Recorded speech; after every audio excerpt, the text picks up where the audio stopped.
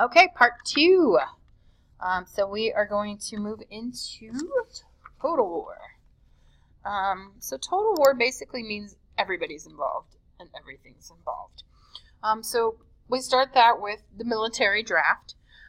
So initially you're going to have some patriotic fervor both in the North and the South, and the armies have eager volunteers. But as the war continues and the death toll increases, you're going to have a lot less enthusiasm, a lot of deserters and things like that. Let's see. So they're going to need a draft. So in April of 1862, the Confederate States of America are going to impose the first draft in U.S. history. So existing soldiers would serve during the duration of the war, and men ages 18 to 35 would serve 3 years. So later on, it's increased to the age of 45 in September of 1862. There are 2 controversial loopholes in this draft. So for every 20 slaves supplied, 1 white man would be exempt. So if you were a plantation owner, you could provide 20 of your slaves to the war efforts, and then you didn't have to go to war. And secondly, men could hire substitutes. So again, both of these work mainly for the wealthy and allow the wealthy to get out of the draft. Because again, if you have the money to hire a substitute, you are likely a wealthy person. The Union taxes those who refused to serve or sympathized with the Confederate States. They suspended habeas corpus and imprisoned about 15,000 Southern sympathizers without trial. And basically that means they suspended it, meaning they didn't have the right to a trial. Habeas corpus, that's how you say it, habeas corpus. That is basically the right to a trial. This is one of the things that Lincoln is really, even to this day, people are not highly happy with that decision. But that's what happens. Northerners could provide a substitute or pay a fee not to fight. That was their way out. Enrollment Act of 1863 in the North led to immigrants refusing to serve. New York City had draft riots, so both Irish and German workers, in which black workers were lynched and harassed.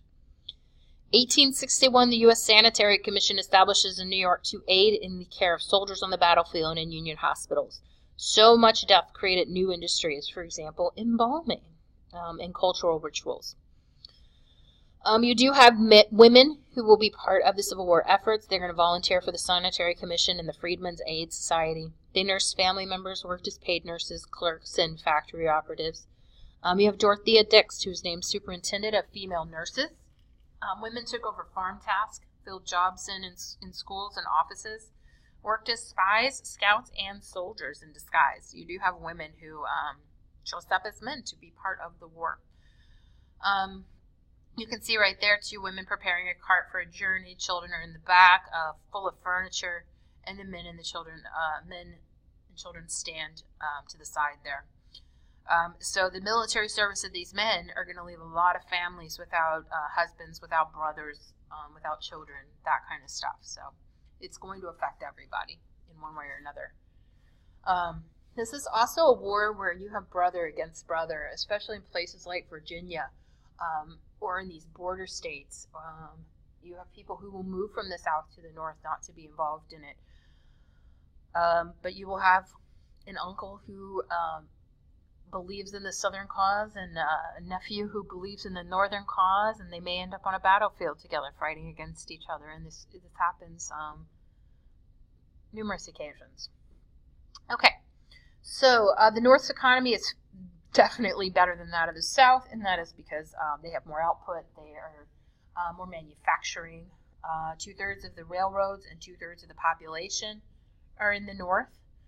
Southerners are going to want to trade cotton for much of their needed supplies. Congress is going to enact a neo-mercantilist program. Oh, excuse me. It's so late, it's like 2:30.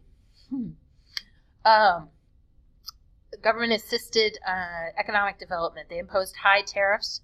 They offered free land to farmers. So this is where we'll get the Homestead Act in 1862, which will encourage westward movement. In the settlement of all the westward lands. And so the Homestead Act, you get, 120 acres. you have to build a home, you have to farm the land, you have to live there for 5 years. And if you accomplish all of those things, which was difficult to do, then you would be able to keep the land free and clear after 5 years. There are still people in this country today whose families were homesteaders, and that land is still in their family. So they're going to close local banks. They're going to force the states and the people to accept federal charters and regulations. Make plans for a transcontinental railroad. This is also going to happen during the Civil War. And as we move forward, you will see we do some questionable things. So we need to build this railroad. All our men are at war. So we will recruit Chinese laborers to come and build our railroads. And then shortly thereafter, you will have the Chinese Exclusion Act, which we will get to. So let's see, what else? Make plans, let's see, industries are going to grow to feed and clothe the soldiers. Union spending is going to increase dramatically. You have the Legal Tender Act of 1862, which is going to introduce greenbacks or paper currency. Remember, this was something Andrew Jackson was against, and so this is when we will have kind of an official paper currency. Confederate states left economic matters to the state governments in the beginning, but eventually they're going to have to build and operate shipyards, armories, and textile mills. So they're going to commandeer food, coal, iron, copper, and lead. Reluctant to tax slaves and cotton, however, paid 60% of its war's costs by printing paper money. So you cannot just print more money and say you have paid your debt. What it's going to do is cause massive inflation, and there's going to be food rioting in the South going on. So that's going to get us through this section. We got 2 more to go, so stay with me here and click on to the next one. I hope you have a good morning, afternoon, or evening. Thanks.